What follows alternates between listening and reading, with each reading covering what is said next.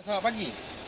Hari ini kita di Carbonas Gentra Honda FD1 memerlukan 2 botol produk zero carbon. Untuk stage yang pertama, kita akan masukkan 1 botol secara perlahan melalui hose vacuum di sini. Kalau FD1 1.8 di sinilah hose dia. Kita akan pasang hose pendua untuk memudahkan kerja. Okey. Proses yang pertama, kita akan masukkan produk zero carbon secara perlahan hingga 1 botol.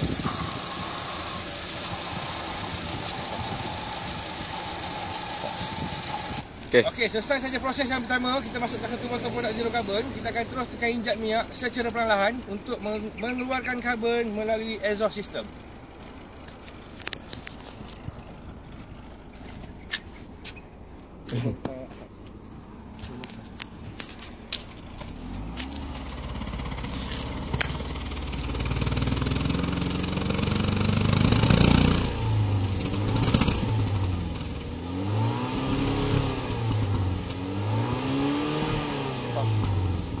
Proses tadi, kita akan masuk botol yang kedua untuk mengeluarkan karbon. Cara proses yang sama. Masuk secara perlahan lah.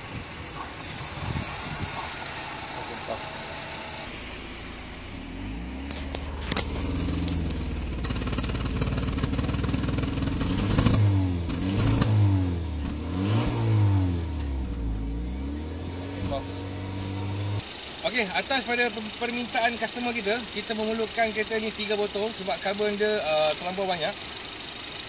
Cara yang sama juga lah kita masuk untuk stage yang ketiga.